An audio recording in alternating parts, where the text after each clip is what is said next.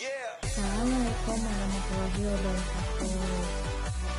Kembali lagi bersama saya Selvi Mailani, masih di tugas bahasa Indonesia, yaitu presentasi tentang bidang apa yang akan didalami. Kali ini akan membahas tentang mind map, perbandingan, dan kesimpulan dari jurnal-jurnal yang sudah ditelusuri atau sudah dibuktikan kebenarannya, yaitu ada 10 jurnal dalam video sebelumnya. Nah, sebelumnya mind map itu apa sih?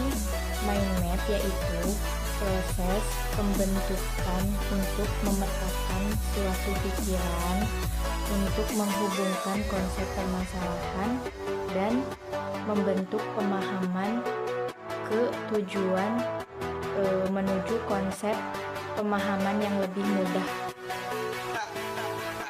Nah, dalam bidang ini juga saya masih menjelaskan tentang mind map manajemen pemasaran ya. Ada 10 jurnal dari mind map. Yang pertama ada sebuah pendekatan pemasaran. Jurnal pertama yaitu meliputi tentang gaya atau simbol verbal dan visual untuk menciptakan sebuah kesan. Yang kedua ada feel atau suasana hati dan jiwa kita. Yang ketiga ada think atau berpikir, tentang pikiran kita untuk merangsang kreativitas. Yang keempat ada action atau perilaku kita, perilaku yang nyata dan gaya hidup seseorang. Yang kelima ada relate, yaitu budaya seseorang yang menciptakan identitas sosial. Nah, yang kedua ada strategi pemasaran terhadap penjualan produk tabungan IB Hasanah di PT Bank Negara Indonesia Syariah kantor cabang X. Meliputi yang pertama ada pengertian bank, yang kedua pengertian pemasaran, yang ketiga jenis-jenis bank, yang keempat strategi pemasaran, dan yang kelima ada bauran pemasaran.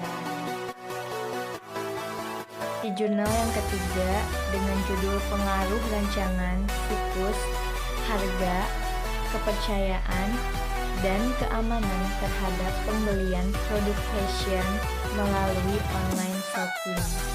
Meliputi yang pertama, terdapat pengaruh yang signifikan website desain terhadap pembelian produk fashion melalui online shopping. Yang kedua, terdapat pengaruh signifikan price atau harga terhadap pembelian produk fashion pada online shopping. Yang ketiga terdapat pengaruh signifikan trust terhadap pembelian fashion melalui online shopping. Yang keempat juga ada pengaruh yang signifikan security terhadap pembelian melalui online shopping. Di jurnal yang keempat ada perilaku konsumen, ada kualitas situs web, kepercayaan, serta loyalitas pelanggan. Dalam judul jurnal yaitu analisis website quality, trust, and loyalty pelanggan online shopping. Di jurnal yang kelima ada pengaruh shopping, lifestyle, and fashion influence terhadap impulse buying behavior masyarakat high income Surabaya. Meliputi shopping lifestyle, fashion influence, serta impulse buying. Di jurnal yang keenam ada judul pengaruh etika kerja terhadap keterlibatan kerja dan implikasinya terhadap komitmen kerja, kepuasan kerja, dan kinerja pekerjaan pada karyawan lembaga pendidikan. Yang pertama yaitu komitmen kerja, etika kerja, komitmen berkesinambungan dan karir, kepuasan kerja, kinerja kerja, serta komitmen afektif. Yang ketujuh ada fenomena penggunaan media sosial dan pengaruh teman sebaya pada generasi milenial terhadap keputusan pembelian. Meliputi yang pertama ada media sosial. Media sosial sangat berpengaruh dan banyak digemari dalam menyampaikan atau mencari suatu informasi dalam bentuk apapun itu dan informasi apapun itu kapanpun dan dimanapun. Terus yang kedua ada teman sebaya atau teman seperkumpulan. Sangat berperan penting pada sikap dan perilaku seorang individu dalam menentukan suatu pembelian produk. Yang ketiga ada proses pengambilan keputusan pembelian konsumen. Pemilihan individu tersebut akan memilih keinginannya sendiri atau pengaruh dari teman-temannya.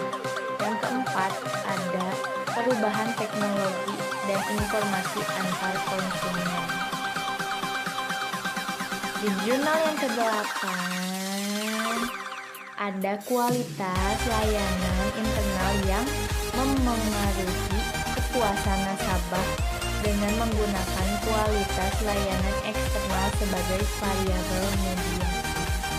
Yang meliputi mind map-nya yaitu kualitas layanan internal, kualitas layanan eksternal, dan kepuasan nasabah tersebut.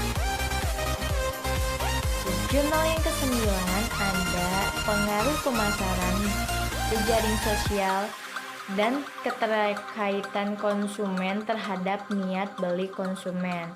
Nah, niat beli konsumen juga sangat berpengaruh nih pada media sosial karena konsumen dapat mengetahui apa yang akan dibeli dalam komposisinya, manfaatnya, dan tujuannya untuk apa. Jadi konsumen juga memiliki niat beli, menggugah niat beli dalam pencarian di media sosial. Yang pertama media sosial dan pemasaran jejaring media sosial. Yang kedua niat beli konsumen. Yang ketiga keterlibatan antar konsumen dalam sebuah toko atau dalam sebuah online shop itu sangat keterlibatan. Di jurnal yang ke-10 ada pengaruh pelayanan yang gagal terhadap respon perilaku konsumen. Nah, kenapa manajemen pemasaran sangat membutuhkan seseorang yang memiliki kesabaran yang lebih, memiliki keikhlasan yang lebih, serta memiliki keramahan? Karena kita sebagai manajemen pemasaran itu harus senantiasa mendengarkan semua keluh kesah para konsumen, semua keinginan para konsumen, semua apa yang diinginkan dan yang ditanyakan seorang konsumen, kita harus bisa melayaninya dengan sabar, dengan penuh keikhlasan, dengan penuh ramah dan rendah hati. Oleh sebab itu, di dalam manajemen pemasaran itu sangat penting dalam etika kerjanya. Nah, di jurnal yang ke-10 ini memiliki mind map yang gagal. Apa aja sih mind map-nya? Yaitu kekecewaan konsumen, penyesalan konsumen, ketidakpuasan konsumen, respon perilaku konsumen tersebut.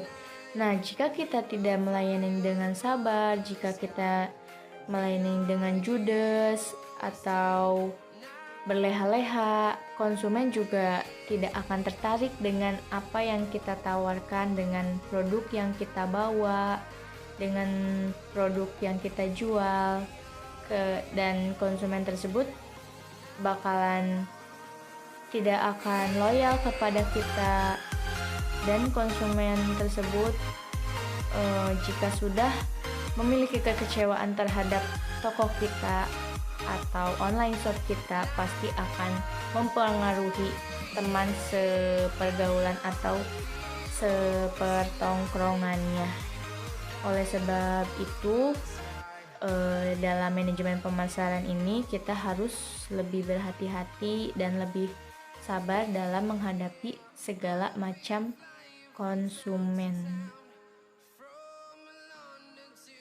Nah, setelah kita mengetahui apa saja mind map dari 10 jurnal tersebut dengan berbagai macam mind map dan penyusunan hipotesisnya, di sini saya akan memberitahu perbandingannya. Perbandingan itu ada 2, yaitu ada persamaan dan perbedaan dari semua jurnal yang telah saya sampaikan dalam 10 jurnal ini.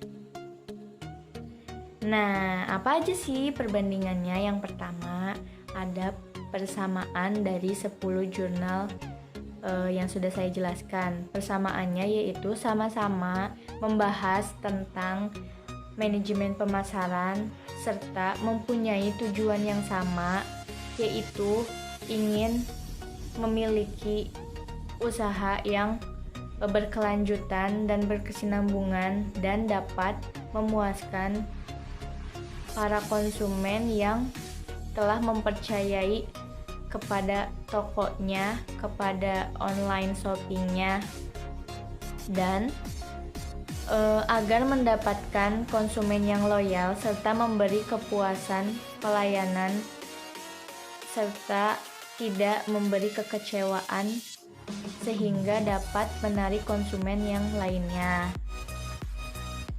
Nah, jika perbedaannya yaitu dalam strategi pemasarannya, dalam target marketnya dan kalangan masyarakatnya. Karena di sini strategi pemasarannya mengapa berbeda, karena ada yang pengusaha langsung, ada yang di toko, ada yang di pasar, ada yang online shopping, ada yang online shoppingnya sudah besar atau bahkan masih merintis. Jadi strateginya itu berbeda-beda, namun memiliki persamaan tujuan, yaitu mempunyai usaha dan usaha tersebut berkesinambungan panjang. Nah, di akhir slide ada kesimpulan dari PowerPoint dan presentasi yang telah saya buat, yaitu untuk kesimpulan manajemen pemasaran. Jadi jika dilihat dari segi materi dan perilaku maupun praktek langsung atau tidak langsung atau melewati perantara, manajemen pemasaran ini sangat penting di dalam ilmu manajemen, karena untuk menunjang keberlangsungan suatu usaha dan memikat agar mendapatkan konsumen yang loyal dan tetap. Dan dalam manajemen pemasaran juga perlu kesabaran, ketelitian, keikhlasan, serta ramah agar konsumen tertarik dengan apa yang kita jual dan konsumen juga tidak kecewa terhadap perilaku kita atas melayani konsumen tersebut. Pesannya dari saya, karyawan atau pengusaha yang baik ialah yang mampu mendengarkan segala keluh kesah dan menahan rasa sabar untuk para konsumen dan semua konsumen, dan memiliki etika yang ramah dalam menjalani usahanya, dalam menjelaskan semua produk-produk yang dijualnya. So, nggak tertarik jadi seorang entrepreneur? Kita dapat bertemu banyak orang dari segala kalangan, kita dapat mengetahui apa saja yang sering dibutuhkan dan bagaimana respon masyarakat terhadap penjualan kita. Baik, setelah semuanya yang sudah saya sampaikan dalam mind map, perbandingan serta kesimpulan dari 10 jurnal manajemen pemasaran, sudah di akhir slide dan penutupan. Sekian dari saya. Wabillahi taufiq wal hidayah. Wassalamualaikum warahmatullahi wabarakatuh. Mohon maaf banyak kesalahan dan terima kasih kepada dosen saya, Pak Panji, dosen tugas bahasa Indonesia ini. Mohon maaf banyak kesalahan dan keterlambatannya. Saya akhiri, bye-bye.